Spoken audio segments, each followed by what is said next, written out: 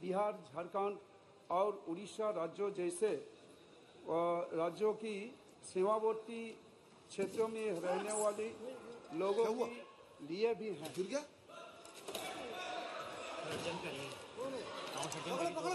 सभा की कार्यवाही 2 बजे तक स्थगित की जाती है।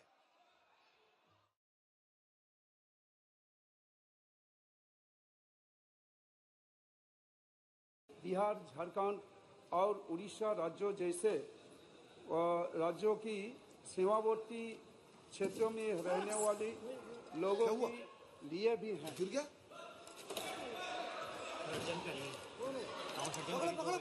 सभा की कार्यवाही 2 बजे तक स्थगित की जाती है।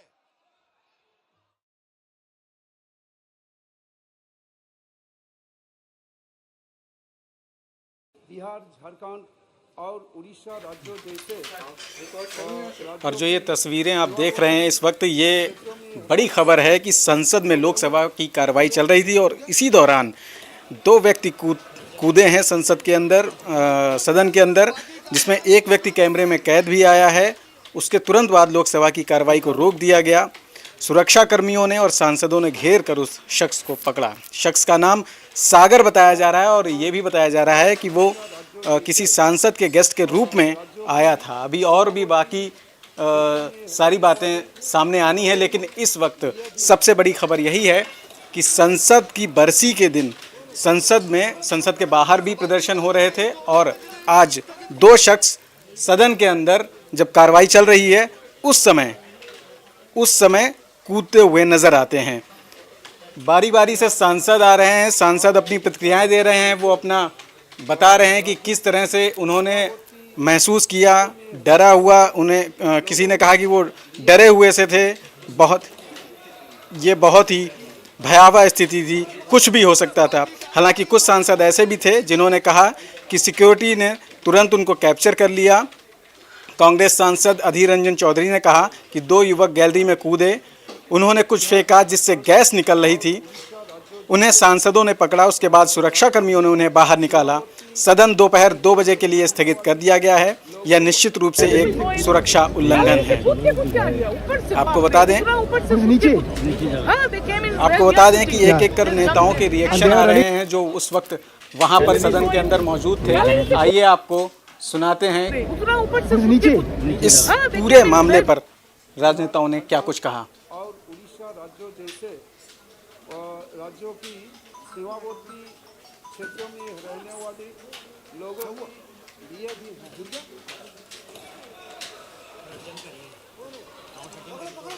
सभा की कार्यवाही 2 बजे तक स्थगित की जाती है।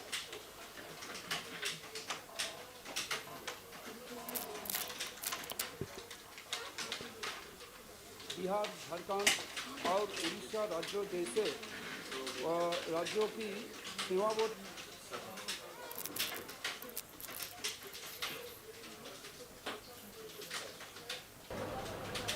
बाकी तो 2 बजे तक सदन अभी बंद है, एडजर्नमेंट कर दिए गए हैं।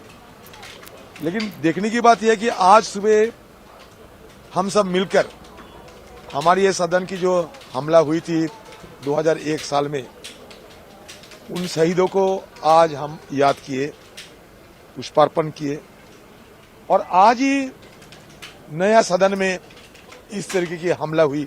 हमला मतलब जो भी हो, लेकिन ये तो मुझे लगता है कि चूक तो है, कहीं ना कहीं चूक तो हुई, सिक्योरिटी में बिल्कुल चूक हुई, हमारे सुरक्षा व्यवस्था में चूक तो है। तो नया पार्लियामेंट में भी कुछ ऐसा हो गया। 2 व्यक्ति अपने गैलरी से कूद पड़े। कूदे मतलब पहले वो आगे वाले पिलर को लटकते रहे, लटकने के बाद में कूद पड़े, एक के पीछे दूसरा भी कूदा। कूदने के बाद में दोनों ने बेंच के ऊपर से कूदना स्टार्ट कर दिया। एक बीच में आ गया, फिर तो उसने जूते उतारे। तब तक वो सोच रहा था किधर भागू, तो चारों तरफ से सांसद आ गए, पकड़ लिया उसको, दूसरे को भी पकड़ लिया, पीछे को भी। उसके बाद में अचानक गैस आना स्टार्ट हुआ। तो उसके जूते में था, कहीं था मालूम नहीं था, येलो कलर का गैस है, थोड़ा सा बर्निंग हो रहा है नाक में। तो वहाँ हम थे तो बाद में पुलिस पकड़ लिया। एक मुझे लगता है एक को पकड़ा हुआ है अभी भी, दूसरे को भी पकड़ा हुआ है, हम लोग चल रही है। Suddenly two people from the visitors galley jumped into the house. They had canisters in their hand. These canisters were emitting yellow smoke. One was attempting to run towards the speaker's chair. He was overpowered by members, and I do not know, they were shouting some slogans which I couldn't make about. But the fact that there were two people who could come into the visitors galley with canisters which could emit smoke, this smoke could have been toxic, it could have been poisonous, or it could have even been smoke bombs, we do not know. But it emitted an yellow smoke, and this is a serious breach of security, especially on 13th of December, the day in which Parliament was attacked in 2001. How much would have been the age, sir? 20 and 30, young men wearing jeans. लोग यहाँ पे आते हैं, visitors हो चाहे reporters हो, because we don't know कि किसी के टैग्स नहीं है रिपोर्टर्स के, सो एवरीबॉडी इज लाइक एक दूसरे से टकराते हुए जाते हैं. तो आई थिंक सो गवर्नमेंट को ध्यान देना चाहिए इस पर. I think it's a complete security lapse and कुछ भी हो सकता था हाउस के अंदर. एंड मोरओवर जहाँ पे हम खड़े हैं यहाँ पे प्रॉपर वॉच भी नहीं है. गैलरी से कूद के आ गया ऊपर से, बाप रे, उतना ऊपर.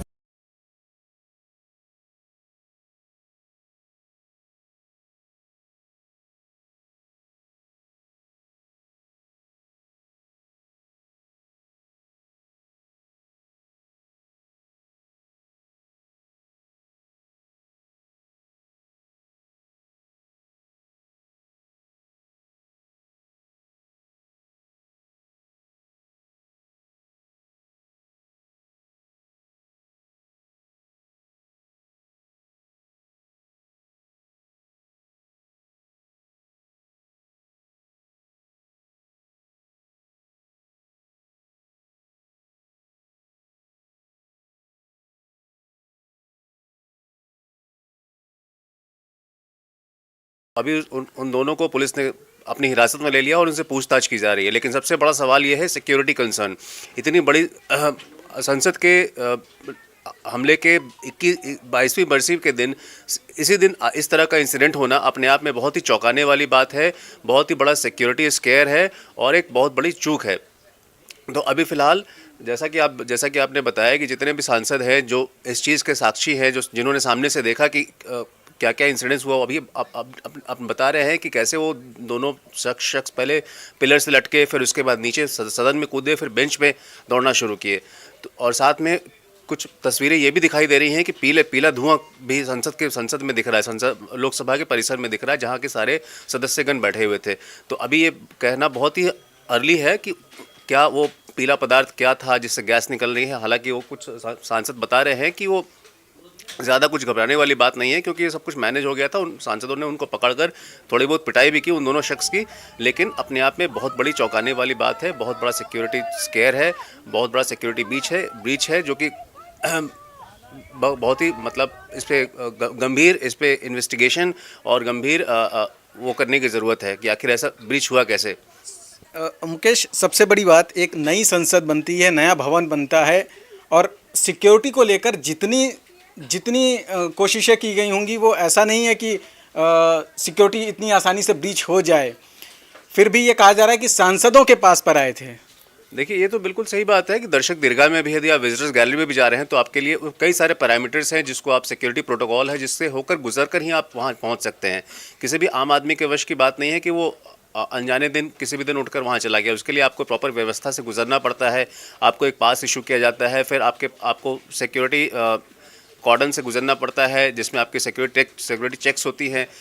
फिर उसके बाद भी इस तरह यदि आप कोई विजिटर हैं या रिपोर्टर हैं, जो भी हैं, आपको एक प्रॉपर पास वगैरह अलॉट किया जाता है. उसके बाद ही आपको वहाँ परमिशन होती है बैठने की.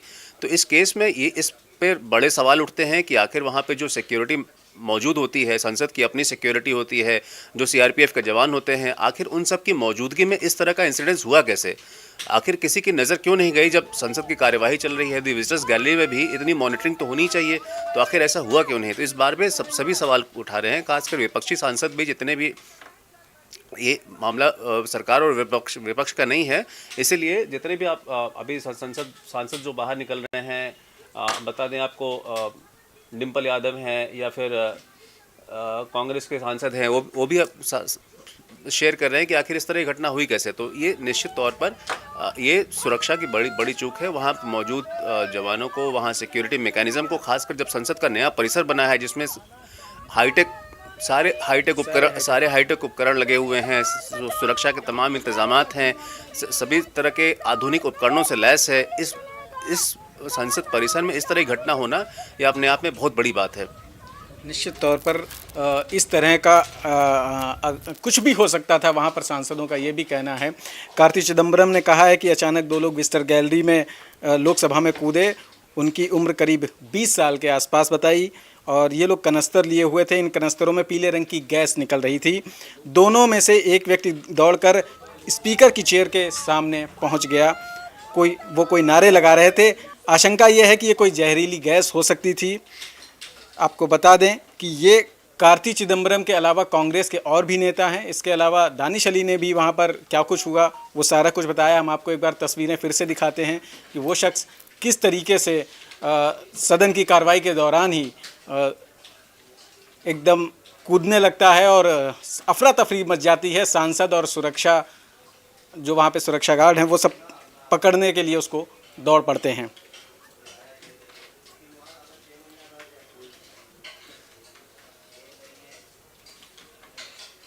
लोगों के लिए भी है।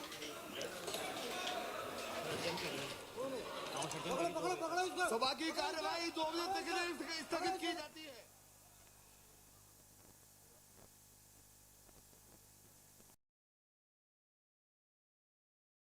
बिहार, झारखंड और उड़ीसा राज्यों जैसे राज्यों की सीमावर्ती क्षेत्रों में रहने वाले लोगों को। तो ये जो तस्वीरें आप देख रहे हैं, इसके बाद आइए आपको एक बार फिर से सुनवाते हैं कि वहाँ पर सांसदों ने क्या कुछ देखा और क्या कुछ उनका कहना है।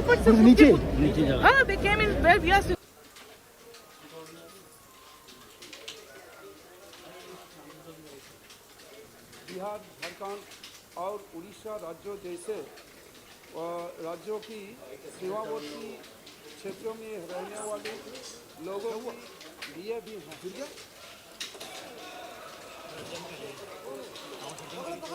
सभा की कार्यवाही 2 बजे तक के लिए स्थगित की जाती है। दूसरे का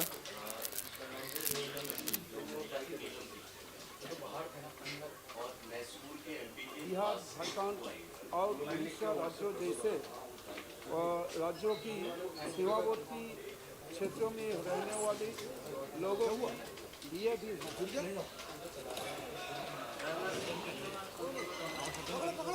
सभा की कार्यवाही 2 बजे तक के लिए स्थगित की जाती है।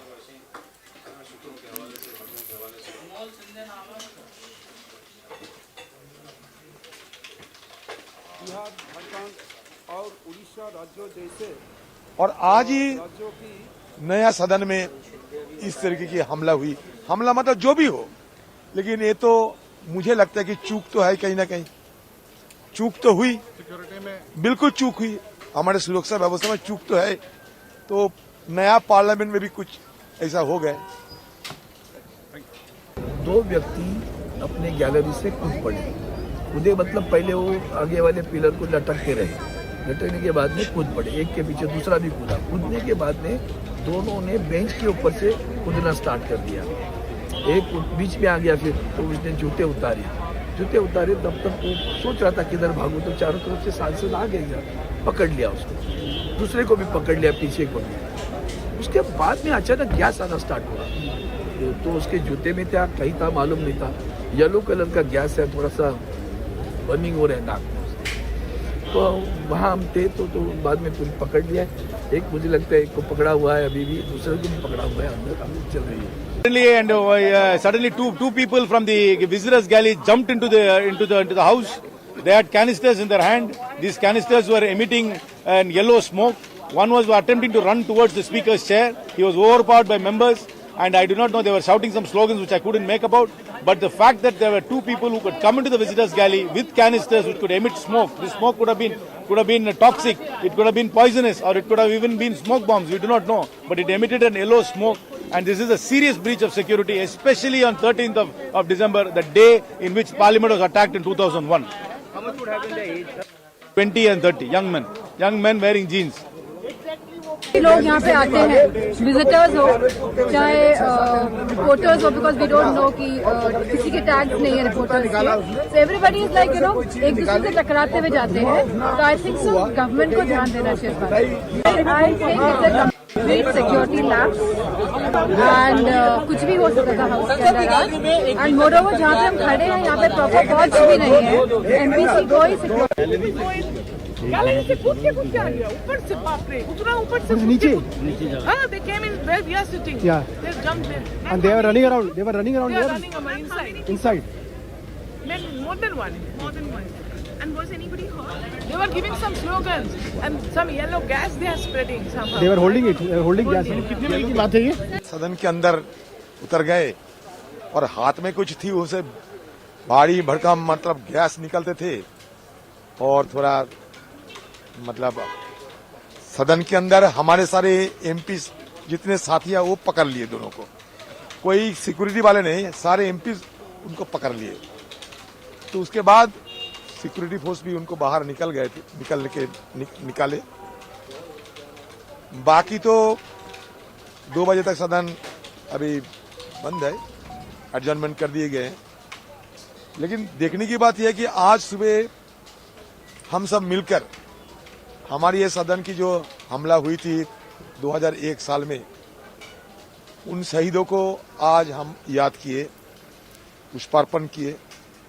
और आज ही नया सदन में इस तरीके की हमला हुई. हमला मतलब जो भी हो, लेकिन ये तो मुझे लगता है कि चूक तो है, कहीं ना कहीं चूक तो हुई, बिल्कुल चूक हुई. हमारे सुरक्षा व्यवस्था में चूक तो है. तो नया पार्लियामेंट में भी कुछ ऐसा हो गया. 2 व्यक्ति अपने गैलरी से कूद पड़े. कूदे मतलब पहले वो आगे वाले पिलर को लटकते रहे, लटकने के बाद में कूद पड़े. एक के पीछे दूसरा भी कूदा. कूदने के बाद में दोनों ने बेंच के ऊपर से कूदना स्टार्ट कर दिया. एक बीच में आ गया, फिर तो उसने जूते उतारे. तब तक वो सोच रहा था किधर भागू, तो चारों तरफ से सांसद आ गए, पकड़ लिया उसको. दूसरे को भी पकड़ लिया, पीछे को भी. उसके बाद में अचानक गैस आना स्टार्ट हुआ. तो उसके जूते में क्या कहीं था मालूम नहीं था. येलो कलर का गैस है, थोड़ा सा बर्निंग हो रहा है.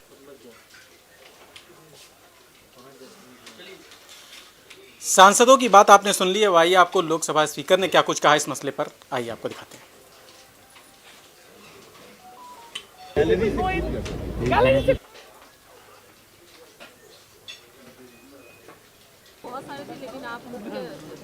नहीं, मैं चेयर पर था, दूर था मैं थोड़ा सा.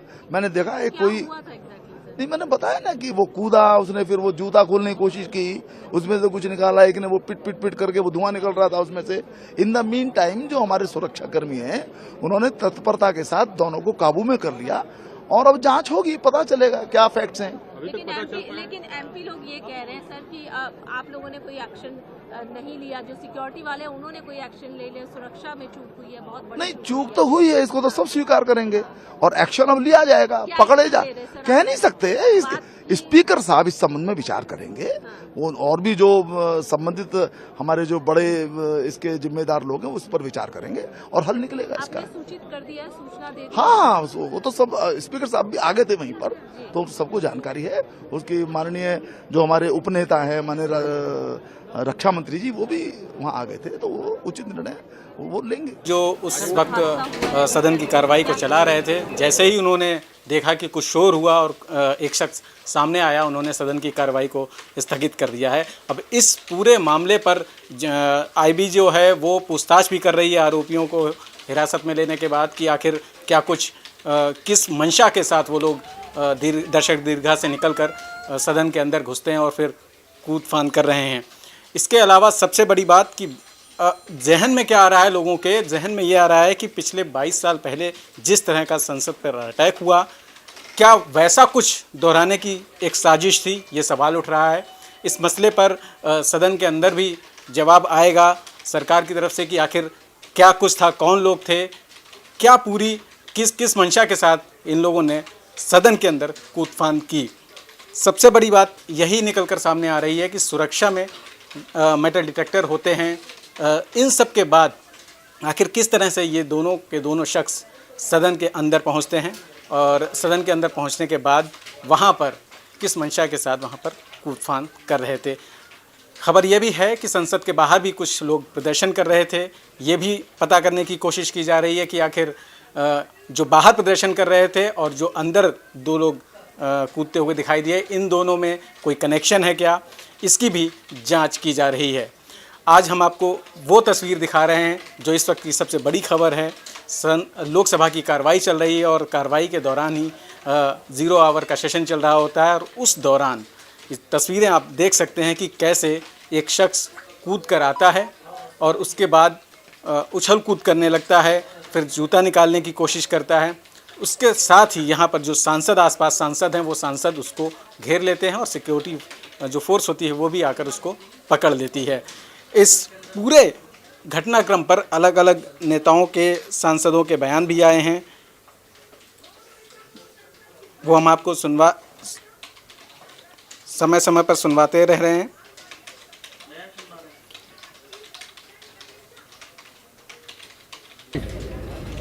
More than one. And was anybody hurt? They were giving some slogans and some yellow gas they are spreading somehow. They were holding it. They were holding gas. कितने बजे की बात है ये? सदन के अंदर उतर गए और हाथ में कुछ थी, उसे भारी भड़कम मतलब गैस निकलते थे और थोड़ा मतलब सदन के अंदर हमारे सारे एमपी जितने साथी हैं वो पकड़ लिए दोनों को। कोई सिक्योरिटी वाले नहीं, सारे एमपी उनको पकड़ लिए। तो उसके बाद सिक्योरिटी फोर्स भी उनको बाहर निकल गए थे, निकाले।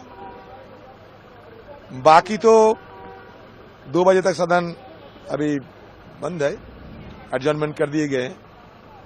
लेकिन देखने की बात यह है कि आज सुबह हम सब मिलकर हमारी ये सदन की जो हमला हुई थी 2001 साल में, उन शहीदों को आज हम याद किए, पुष्पार्पण किए और आज ही नया सदन में इस तरीके की हमला हुई। हमला मतलब जो भी हो, लेकिन ये तो मुझे लगता है कि चूक तो है, कहीं ना कहीं चूक तो हुई, सिक्योरिटी में बिल्कुल चूक हुई, हमारे सुरक्षा व्यवस्था में चूक तो है।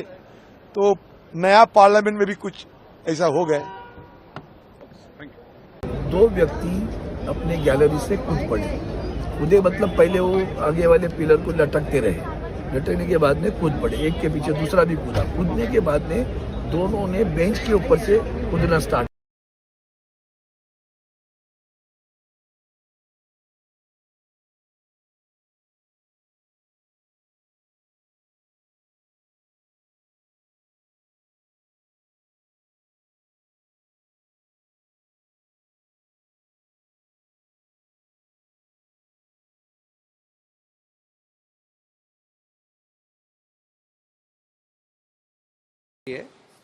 और इस संबंध में दिल्ली पुलिस को भी आवश्यक निर्देश दे दिए गए हैं। लेकिन जो हम सबकी चिंता थी कि वह धुआं क्या था, वह अभी तक प्रारंभिक जांच में जो जांच की उसमें वह साधारण धुआं और सनसनी फैलने वाला धुआं था। इसलिए उस धुएं की कोई ऐसी चिंता का विषय नहीं, उसकी प्रारंभिक ठीक से जांच कर ली गई है। जिन माननीय सदस्यों ने आज नियम 377 के अधीन मामलों को उठाने के एक मिनट सब आप एक मिनट प्लीज, नो, ओके नहीं, एक मिनट प्लीज बालू जी प्लीज। अपन सब वरिष्ठ सदस्य हैं, सारी घटना की प्रारंभ नहीं, दोष नहीं दे रहे, दोष तो अपन दोष किसी को नहीं दे रहे। एक मिनट, दोष कोई किसी को नहीं दे रहा, दोष किसी के नहीं। सारी घटना की प्रारंभिक जांच आइए, लेकिन अंतिम जांच आएगी जब मैं सदन को सारी चीज अभी अवगत करा दूंगा। उस समय जो आपकी चिंता है वो पूरे सदन की चिंता है।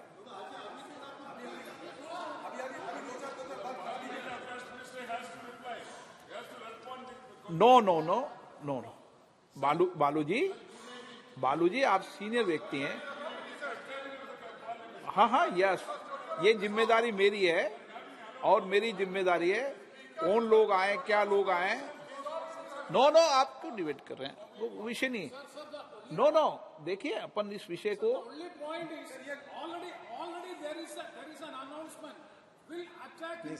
ये एक मिनट प्रेमचंदन जी देखो, एक मिनट, एक सेकंड, मैं एक मिनट आपको बोलने का मौका दूंगा, एक मिनट मेरी बात सुने आप प्लीज।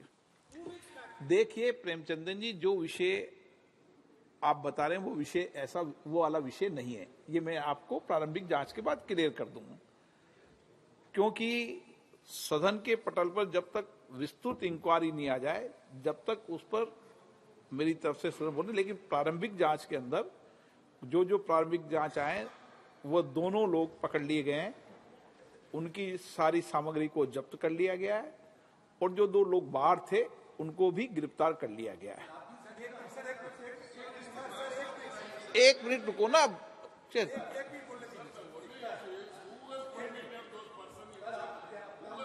अच्छा बालू जी ने जो विषय उठाया, एक मिनट में बालू जी आपके विषय को बताता हूं, एक मिनट बालू जी, एक मिनट। बालू जी ने जो विषय उठाया वो, हाँ मैं बोलने दूंगा ना, एक मिनट। बालू जी ने विषय उठाया, क्लियर कर दूं ना, एक मिनट। ये हाँ बताइए अधीर, हाँ अधीर रंजन जी बताइए, एक मिनट। हाँ बताइए अधीर रंजन जी बताइए। सर बात ही है सर, आज ही सुबह आप जानते हैं 2001 साल में 13 दिसंबर हमारे नया पुराने जो पार्लियामेंट हमला हुई थी, अच्छा हमला वर्ष थी, और सुबह हम लोग वो शहादत जो दिए थे हमारे ये पार्लियामेंट भवन को बचाने के लिए, वो शहीदों की स्मृति पे हम पुष्पार्घ्य भी दिए हैं, पुष्पार्पण किए हैं।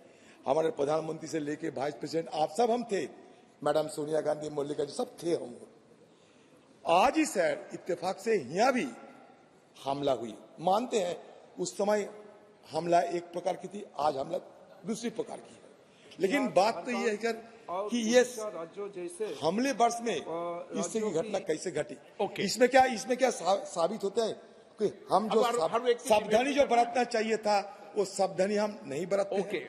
दूसरी बात सर ये बात है कि देखिए, और एक आज बड़े दिलचस्पी के साथ बड़ी हिम्मत के देख कहने में अच्छा लगता है कि ये 2 शख्स को सर हमारे सारे एमपी ने दबोच लिया, सारे हमारे एमपी ने नीडर होकर हमारे सारे एमपी ने उनको दबोच लिया था।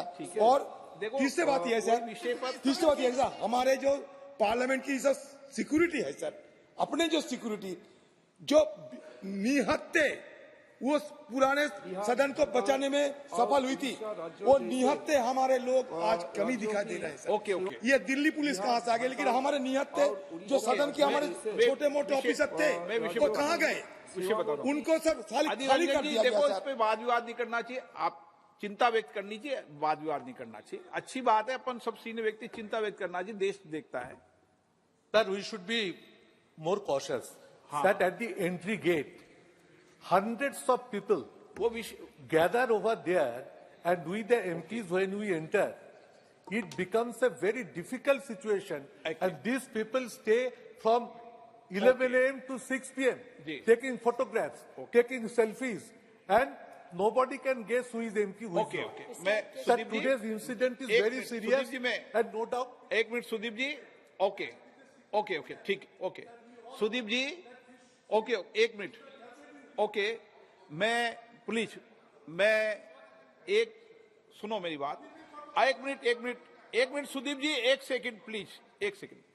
सुदीप जी, जो आपने चिंता व्यक्त की है, मैं आपकी चिंताओं को, सदन के कांग्रेस दल के नेता की चिंता को, सत्ता पक्ष के लोगों की चिंता को, सबकी चिंता को समझता हूं, और इस विषय पर हम सदन के चलने के अभी 1 घंटे 2 घंटे बाद सब लोग बैठेंगे, और जो कई बार अपन ओपन हाउस में अपने सदन की चर्चा करना ठीक नहीं है, आप सबको मैं बुला रहा हूं, और आपकी सबकी चिंताओं को हम लेकर किस तरीके से और बढ़िया इंतजाम कर सकते हैं, जो आपके सुझाव हों उन सुझावों को माना जाएगा। ठीक, हाँ मैं बुलाऊंगा सबको, आपके सुझावों को मानेंगे, सबके सुझाव मानेंगे और सबके सुझाव पर अमल भी करेंगे, क्योंकि हम सब की जिम्मेदारी है।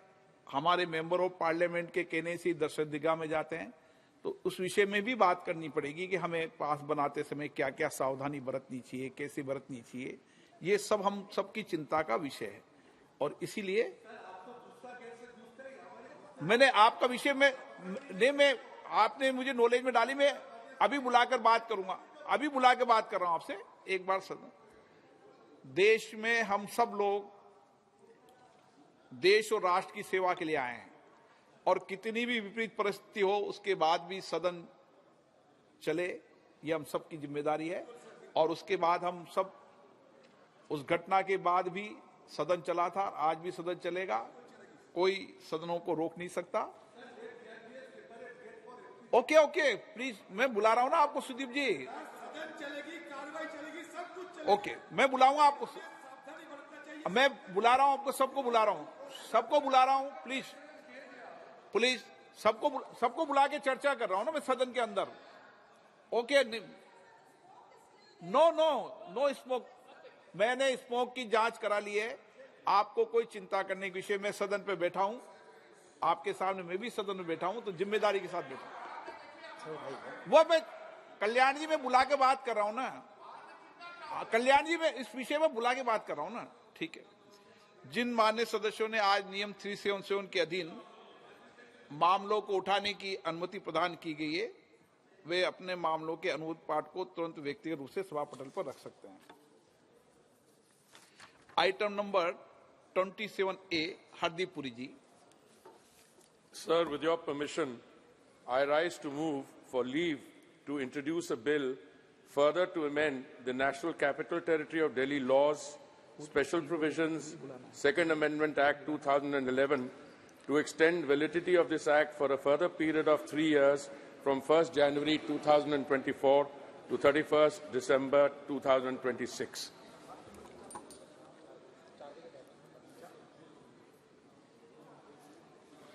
प्रश्न ये कि विधेयक को पुनर्स्थगित करने की अनुमति प्रदान की जाए। जो सदस्य इसके पक्ष में हाँ कहें, जो सदस्य विरोध में ना कहें। मेरे विचार में निर्णय हाँ वालों के पक्ष में, हाँ वालों के पक्ष में माननीय मंत्री जी विधेयक को पुनर्स्थापित करें। Sir, I introduce the bill, sir. Shashi Tharoor जी, माननीय मंत्री जी।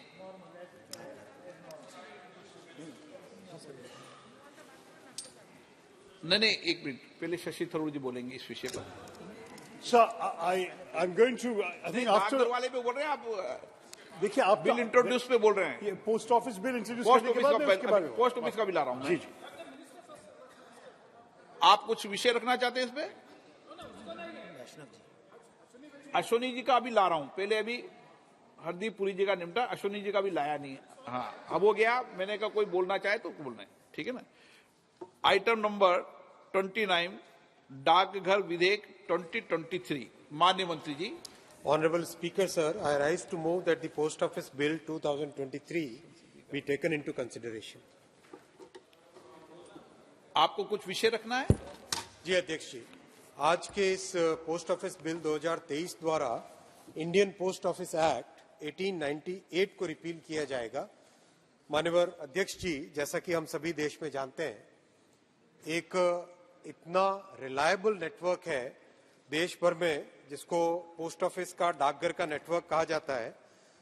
कई दशकों से, एक सदी से ऊपर का ये इसकी लेगेसी है, और इस पूरे के पूरे सिस्टम को किस तरह से पिछले 9.5 वर्षों में टोटली ट्रांसफॉर्म किया गया है, ये बिल, आज का जो बिल है, इस बिल, वो बिल बेसिकली इस ट्रांसफॉर्मेशन को रिफ्लेक्ट करता है। माननीय अध्यक्ष जी, पिछले 9 वर्षों में पोस्ट ऑफिस को मेल डिलीवरी से सर्विस डिलीवरी में कन्वर्ट किया गया है, पोस्ट ऑफिस से एक बैंकिंग सिस्टम में कन्वर्ट किया गया है। कई इसके अच्छे उदाहरण हैं जो कि जन प्रभावी है, जिसमें देश में जन जन को इसका बेनिफिट मिला है। जैसे सर्विस डिलीवरी की बात करें तो पोस्ट ऑफिस के जरिए से पासपोर्ट बनाने की जो व्यवस्था बनी, उसके कई ऐसे अच्छे उदाहरण हैं। हिमाचल प्रदेश का एक उदाहरण है लाहौल स्पीति का। श्री संसार चंद जी, जिनको पासपोर्ट बनवाने के लिए पहले अगर शिमला जाना पड़ता तो 3 से 4 दिन लगते, आज वो कुल्लू मुख्य डाकघर में ही पासपोर्ट ऑफिस सेवा केंद्र के खुलने से 1 ही दिन में पासपोर्ट बन जाता है। वैसे ही उड़ीसा के बोलांगीर जिले में आदर्श पड़ा में रहने वाले एक 62 वर्ष के भाई हैं श्री जगदीश चंद्र पात्रो, उनका पासपोर्ट बोलांगीर हेड ऑफिस में ही बन गया। इससे पहले इनको भुवनेश्वर 300-400 किलोमीटर दूर, 300 किलोमीटर दूर भुवनेश्वर जाना पड़ता था। वैसे ही माननीय अध्यक्ष जी, सर्विस डिलीवरी की इस भावना में एक बहुत अच्छी पहल की गई डाक निर्यात केंद्र।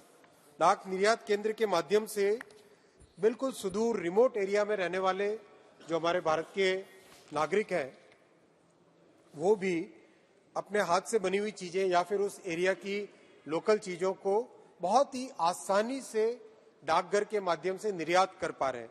जैसा एक एग्जाम्पल है, उत्तराखंड में रुड़की से बहन गंगा देवी डाकघर निर्यात केंद्र द्वारा फ्रांस, कनाडा, स्पेन को ब्रास के आइटम्स एक्सपोर्ट कर रही हैं। वैसे ही जोधपुर की एक बहन है कमला देवी प्रजापति, वो सिरामिक नॉब्स अमेरिका और कनाडा एक्सपोर्ट कर रही है। भागलपुर बिहार के भाई अहमद नदीम आसपास में जो रेशम की साड़ी और कपड़े का जो काम होता है उसकी जो कतरन होती है माननीय अध्यक्ष जी, उसकी बेकार सामग्री से बना के पर्दे, सोफा कवर, पिलो कवर इत्यादि बनाते हैं और ऑस्ट्रेलिया, कनाडा, ब्रिटेन को एक्सपोर्ट करते हैं डाक निर्यात केंद्र के जरिए से।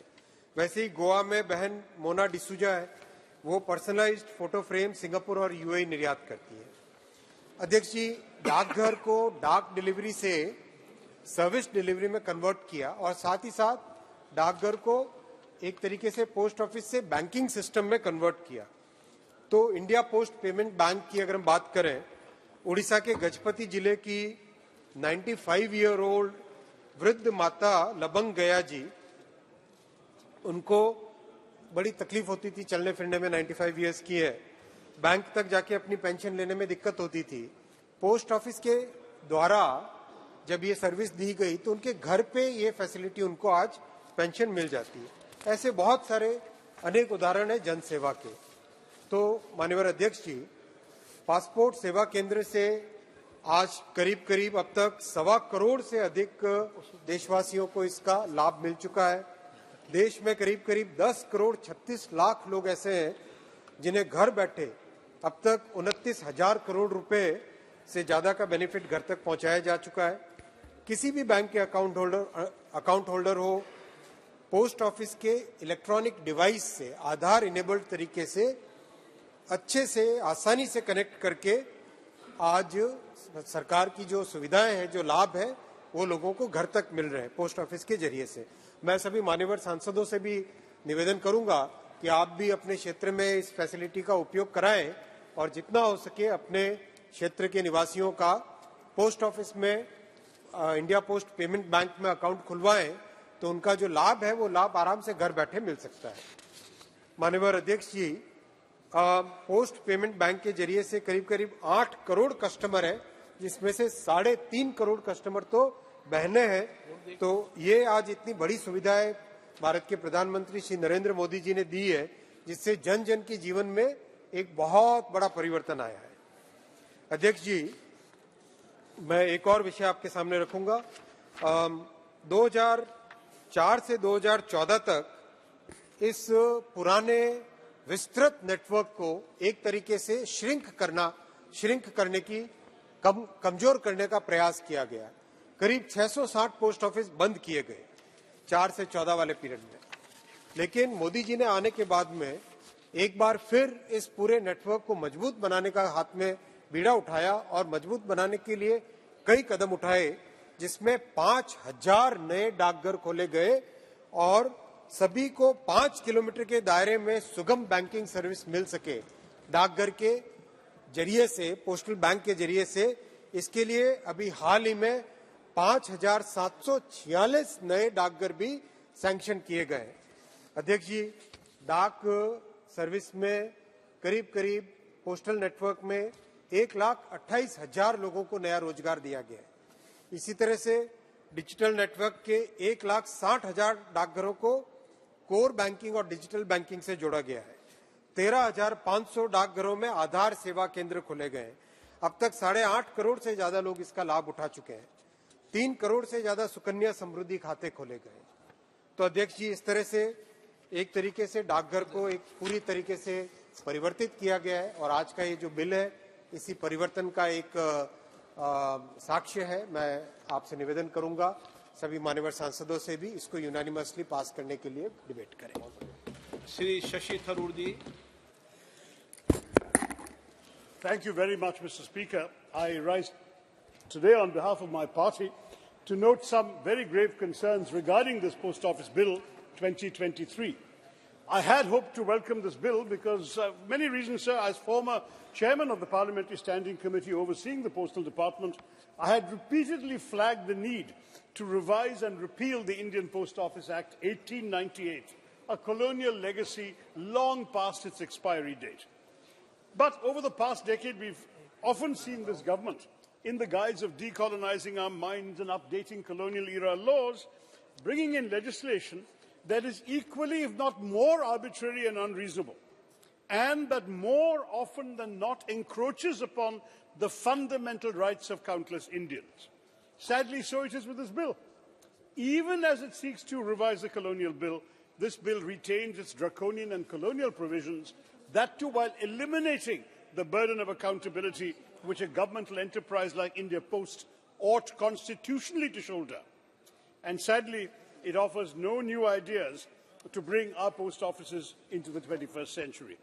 As someone who has great respect for the Minister, I am disappointed to see him putting this half-baked reform before the House. Mr. Speaker, let me first remind the House that there is no debate on any piece of legislation happening in a vacuum. There's always a context, and around a month or so ago, several outspoken members of the opposition, including myself, received a threat notice from Apple, warning us of the fact that state-sponsored attackers were trying to infiltrate our phones, by doing which they could access sensitive data and even hack our phones' cameras and microphones. Was it really so long ago that the threat of Pegasus loomed large on us all, surveilling our every move, tracking our every utterance? These are realities we must bear in mind as we begin debating this bill, which strikes at the heart of our constitutional values, our fundamental rights, compelling every ordinary Indian to live at the mercy of our state's pervasive and suspicious mistrust of its own citizens.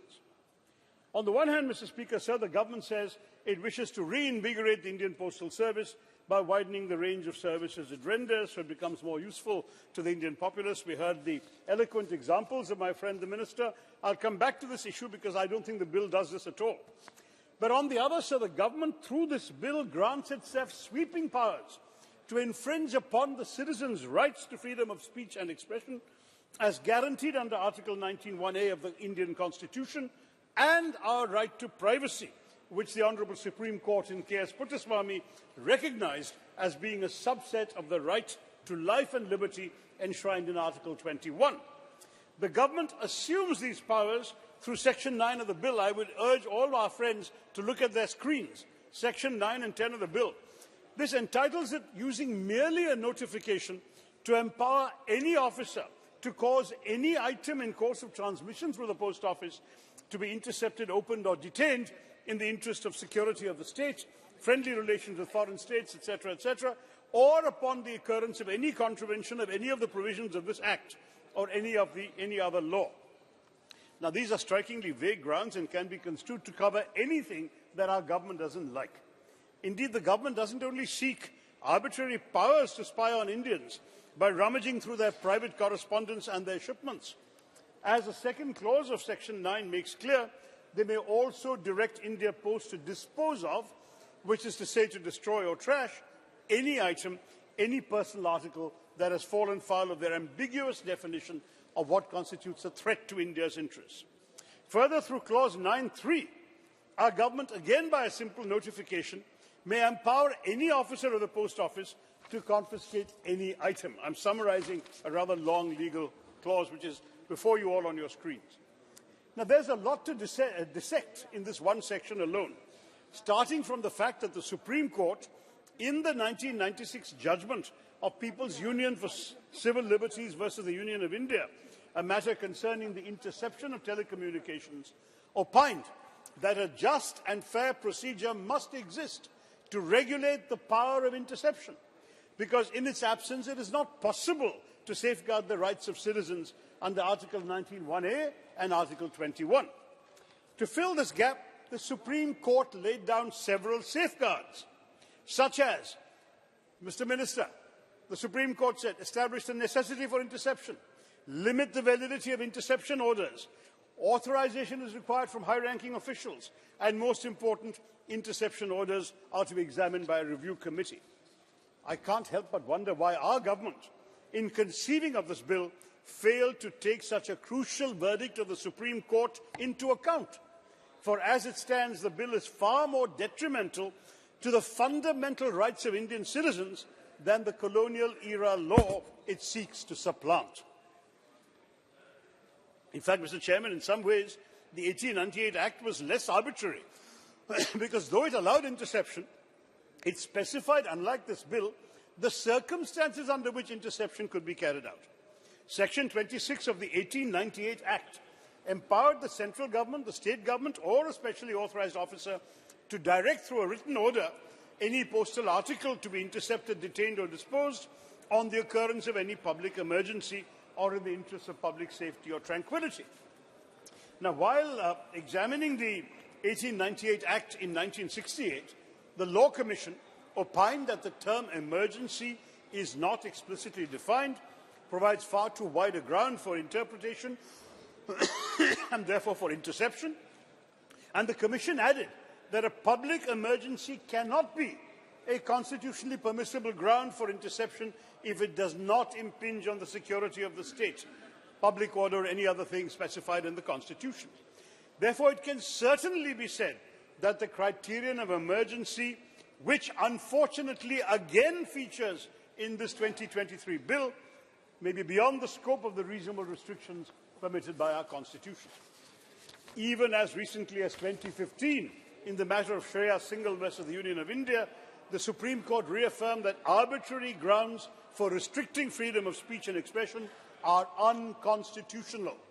Here we have once again our government being willfully indifferent to the wise counsel of the highest court of our land. In fact, by not even defining what sort of matter and material cannot be sent through the post, something which the 1898 Act does, our government has sought to make Indians yet more vulnerable to this attempted mass surveillance. So Section 9 of the Post Office Bill 2023 not only grants the government Orwellian powers to intrude into our lives by intercepting, detaining, destroying our correspondence or our consignments, it also does not provide for any mechanism whereby the concerned citizen can even be informed of their correspondence or consignment having been intercepted, and whereby they can contest India Post's decision to intercept, detain, or destroy their correspondence. In other words, there is simply no grievance redressal mechanism in the bill, an absence which is felt all the more keenly if you just scroll down to Section 10. By keeping Indians in the dark as to the interception, detention, or destruction of their correspondence and consignments, and by not allowing them to contest these decisions, which are inherently arbitrary, our government has violated every principle of natural justice and due process of law, because in cases like these, neither will it bother to listen to the other side, nor will it grant the concerned citizen the right to make a case for themselves. In this regard, the 2023 bill is also violative of Article 14 of our Constitution. The problem of this bill's not having a grievance redressal mechanism becomes especially agonizing when we look at Section 10. What an irony it is, Mr. Chairman, sir, that today the private courier services in our country are far more accountable to the people of India than the Indian Postal Service, which is an undertaking of the central government. While the Consumer Protection Act of 2019 holds our private couriers to account, that does not apply to India Post. And now, pursuant to the second clause of this bill's Section 10, no officer of the Post Office shall incur any liability with regard to a service provided by the Post Office unless the officer has acted fraudulently or willfully caused loss, delay, or misdelivery. Now, this clause bolsters our government's power to intercept, detain, or destroy our postal articles without being in any way accountable to the people of India. We also cannot hold postal workers liable for loss, delay, or misdelivery, for then will commence a debate about whether the omission was committed willfully or with a fraudulent intent, plunging the ordinary Indian citizen into endless red tape. Indeed, because the bill does not provide for a grievance redressal mechanism, Indians have absolutely no avenue to hold the Postal Service liable, and because the Consumer Protection Act does not apply to India Post, the people of India are not entitled to compensation should they incur any loss or damage owing to the Post Office's negligence. Interestingly, The prescription of liability is itself a power that the government assigns itself. If you look at Section 10(1), notwithstanding anything in any other law for the time being enforced, the Post Office shall not incur any liability, except such liability as may be prescribed with regard to a service provided by the Post Office.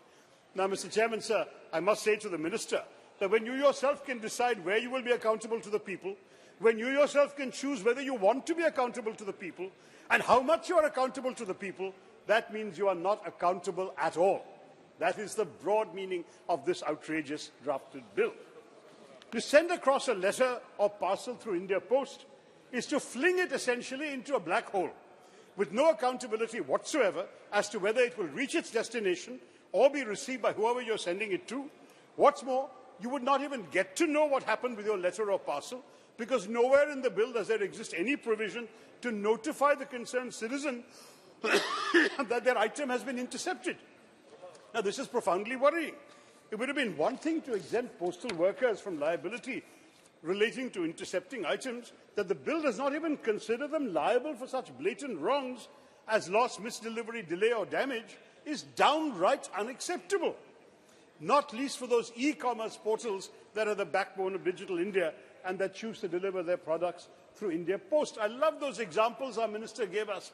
Miss so-and-so here, Begum so-and-so there, and so on, have been sending those items. But under this law, if those items are damaged, misdelivered, stolen, no one will know anything.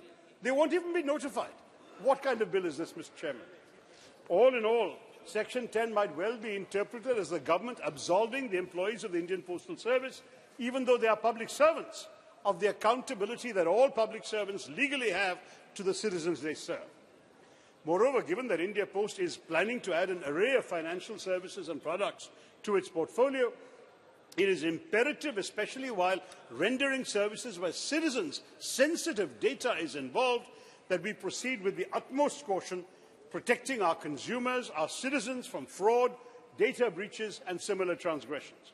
I should like to remind this House that it's only by strictly ensuring that postal workers are liable for wrongdoings that we will succeed in reinvigorating India Post. Ultimately, in the absence of a grievance redressal mechanism, the citizens will have no option but to seek justice by moving the courts in accordance with Articles 32 and 226 of our Constitution, and that will merely increase the pendency of cases piled on top of our already overburdened judiciary. Mr. Chairman, sir, let me draw your attention to the fact that the Indian Post Office Act of 1898, this colonial law, was far more accountable to the Indian people than this new law, which is presented to us as a break from the colonial past. Under the 1898 Act, for instance, the illegal opening of postal articles by a postal officer was punishable with imprisonment for up to 2 years, or a fine, or both. In stark contrast, under this bill, 2023, there is no repercussion for such a flagrant violation of our right to privacy. As I've already mentioned, the bill in Section 10 states that no officer will be liable with regard to a service rendered by India Post. And, of course, the fact is that if indeed an officer does indeed willfully commit transgressions, the bill does not specify what the punishment is, unlike the 1898 bill. Formerly, under the 1898 Act, transgressions like theft, misappropriation, destruction of postal articles by an employee of India Post used to be punishable with imprisonment up to 7 years and a fine. But the Jan Vishwas Amendments of Provisions Act 2023 struck off all such provisions. All such punishments are gone. So first, Jan Vishwas watered down the offences and penalties that an officer of India Post was subject to under the 1898 Act, and now this bill, by dispensing with these offences and penalties, wishes to make the officers of India Post, the employees, and therefore our government, wholly unanswerable to the citizen of India. Wow. Now, the jarring absence of either any liabilities or a grievance redressal mechanism in the Post Office Bill 2023 flies in the face of how the same ministers, other ministry, the Railways, holds itself accountable to Indians. The Railway Claims Tribunal Act 1987 instituted tribunals for dealing with complaints against the Indian Railways for lapses of services. If your 2023 bill here did not want to go so far as to establish a grievance redressal tribunal, At the very least, you could have incorporated the Supreme Court's 1996 recommendations regarding the exercise of the power of interception. Through this bill, our government has sought to make itself the judge, jury and executioner in all those cases where a citizen's correspondence or consignment is found violative of the bill's excessively vague grounds. On this bill, Mr. Chairman, sir, there is nothing that is reasonable, there is plenty that is restrictive. Now, according to the Universal Postal Union, 73% of the postal services in the world over suggest that without a complete digital overhaul of postal facilities, the survival of post offices is simply not feasible. That our government, in an age of digital India and self-reliant India, Atmanirbhar India, should fail to lay down the groundwork for such a reinvigoration is unimaginable and sad. Yes, now please. Imagination is what this bill lacks, Mr. Chair. Today, India Post has a monopoly on conveying letters. Gone are the days when they had a monopoly on anything else. Our post offices could be steeped in antiquity, staffed with demotivated employees whose only job was to push stamps and files. Our postal services are at a turning point today and must compete in order to remain relevant. If it envisages India Post... So I need another 5 minutes, sir. I'm the principal speaker of my house. I have only got through the major point. There's two small points coming. If it envisages India Post as rendering e-commerce, e-government and e-finance, then our government must move towards its rapid digitization and diversification. A simple step, just to illustrate the point I'm seeking to make, is the idea that others are discussing of an encrypted digital postbox service being introduced, a sort of like an India Post email service, which will save Indians a lot of money in postage fees. Through this service, such a service, citizens can view, manage and organize their digital communications from numerous providers in a single location, and that too through just one account. Through this account, citizens can receive and respond to several transactional communications and securely manage by linking it to their UPI other affairs such as booking railway, bus and air tickets, paying for governmental services like LPG, electricity, water and so on, and perhaps also for private services like Netflix or Spotify. They should also be able to upload and store documents and receive important notices and reminders. So in other words, the goal should be to make India Post useful to the ordinary Indian citizen by thinking out of the box, as also by discussing threadbare in Parliament what sort of facilities we must afford our citizens and why. India is not alone at being at this crossroads. Several countries of the European Union, as manifest in their e-government benchmark report 2019, have grappled with this, and many of them have reached the conclusion that digital services must be introduced to help postal services survive, launch them into a new glorious era. Many European governments have introduced measures to communicate with their citizens digitally through a trusted, secure version of their postal service. We must remember, sir, that citizens will be willing to share their personal data online only if their government can guarantee them the highest standards of digital safety and security. Sir, please try to... No, sir. I'm prepared to speak for my party. You've got to give me the time I was promised. I was told 25 minutes. I have not taken that long, sir. We also have at our disposal... Yes. We also have at our disposal a magnificent lattice work of real estate that can and must be put to better use and made commercially profitable. In an economy like ours that is fast becoming an e-commerce delivery chain, as the Minister has said, postmen who are given, of course, to going everywhere in our country to the most remote places can be utilized as a last mile carrier, and India Post is collaborating with Amazon already. We have this robust infrastructure. We have lakhs of dedicated postal workers. The endeavour now must be to reimagine and remold it so that the post offices can actually move into the 21st century, provide financial services, which is already mentioned, like the India Post Payments Bank. But why not, for example, institutional credit? Nearly 40% of our rural population lack access to credit, another gap that India Post can strive to fill. In many countries, post offices have been repurposed to provide additional services beyond their traditional role. The Minister mentioned several exports from remote areas, but that was already the work of the post office in sending out any packages. Why can't we think more imaginatively about service delivery? Would it not be more wonderful in rural areas to see them transformed into internet hubs that enable students to access educational material and complete formalities like filling examination forms online? all without any need to go too far from their homes. Why not voters' registration, driving licenses? Some post offices abroad have gotten to all this. They've expanded their offerings to include retail services, including selling stationery and books and gifts and so on, like the Japan Post Group does. In some countries, post offices have partnered with healthcare providers to offer medical services such as vaccinations, health checkups and prescription delivery. Imagine during COVID if we could have gone to our local post office. Tarurji, please and got now vaccinated. conclude, because one second. Your party is having 3 speakers. The total time allotted for the party is 25 minutes. Already you have 22 minutes. Either I'll take just 1 minute. I'll get you, sir. Please. Okay. Let me just complete, sir. Just another minute. These are important points, sir. You've already spoke well about the bill. That's why I'm saying. Yeah, Please I've gone into the bill in some detail because it's important we're seriously discussing this bill, sir. But anyway, just to add, I will try and conclude very quickly by just pointing out that the minister's goals he mentioned are all laudable aspirations. They're crucial for the reinvigoration of India Post.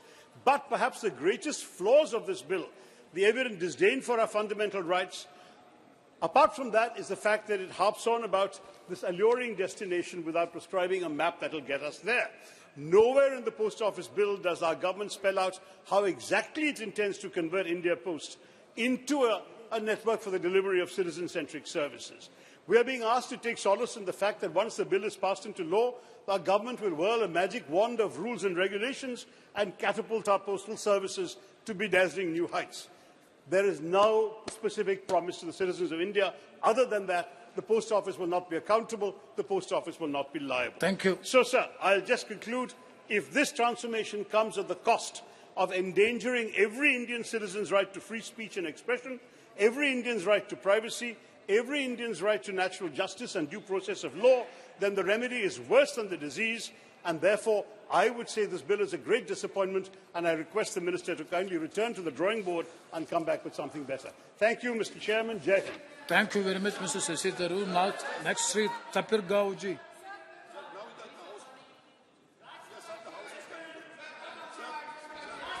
No. No, please. No. Rajya Sabha, please. Rajya Sabha proceedings. No. Rajya Sabha proceedings cannot be quoted here. No. No, Rajya Sabha has nothing to do with the Lok Sabha, please. Honorable Chairman, sir. Yes, please. As Yes, you may please. Sir, as No, please. 98. No. See, you. One second. Indian Postal Act. One second.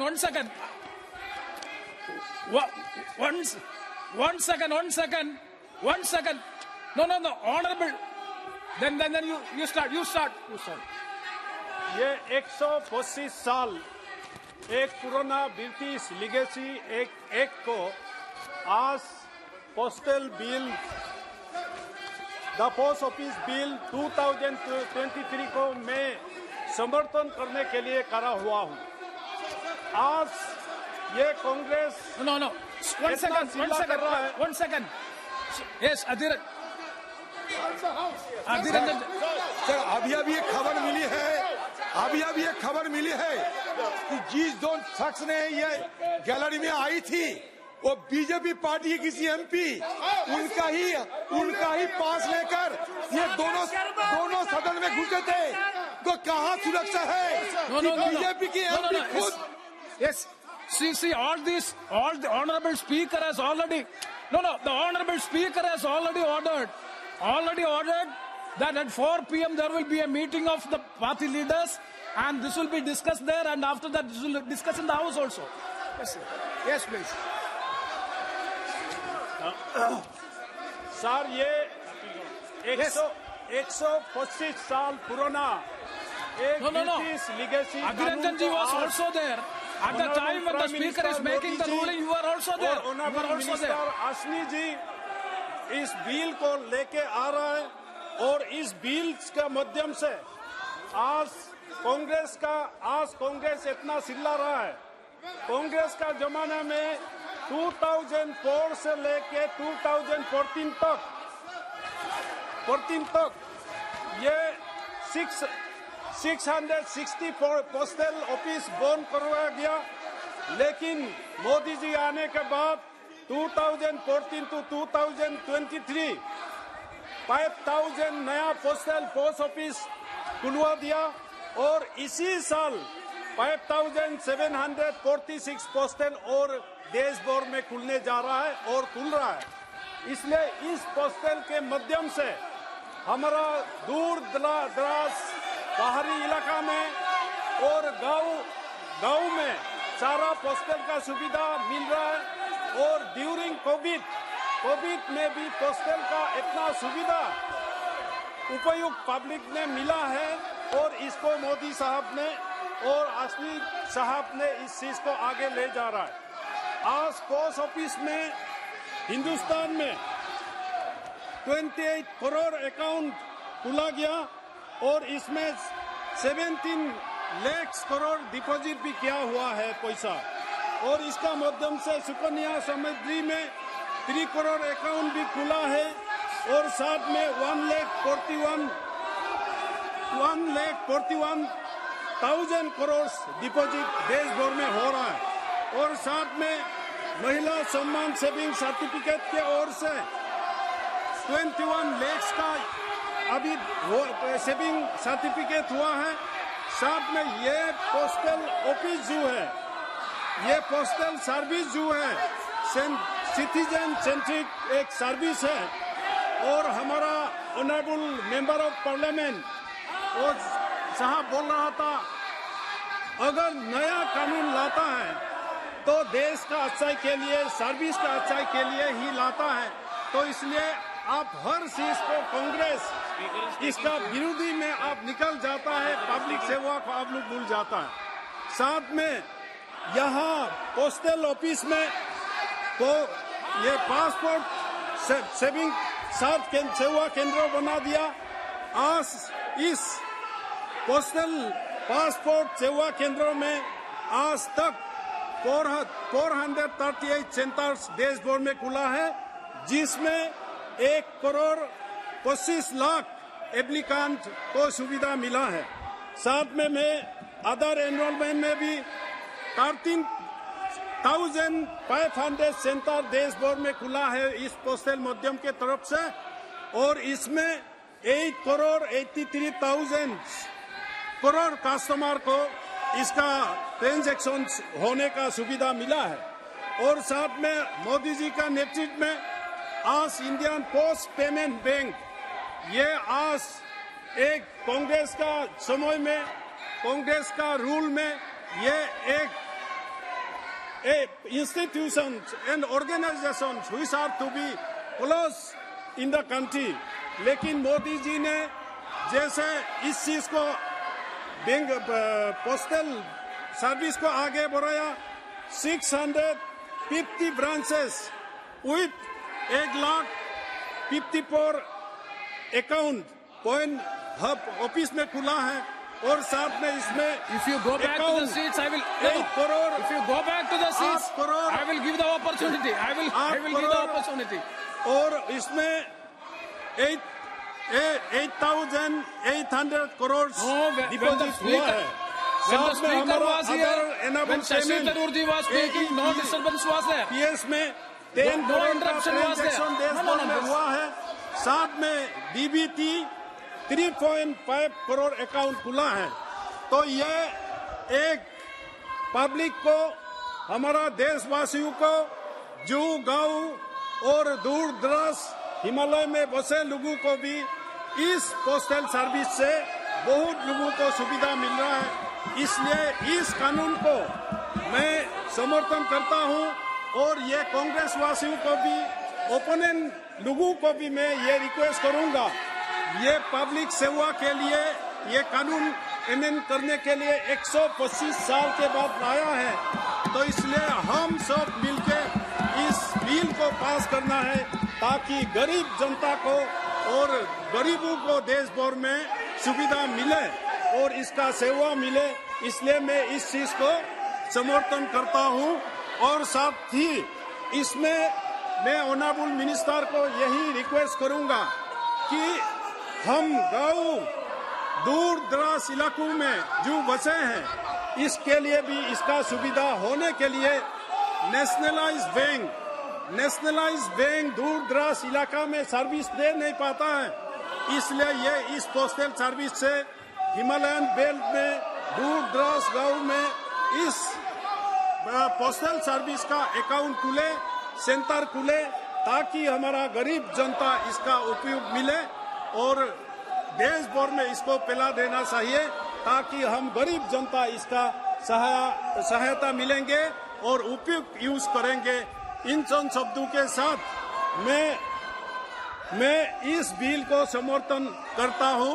नमस्कार, जय Hind. Thank you. Next Shrimati के कनीमोरी जी speaker साहब।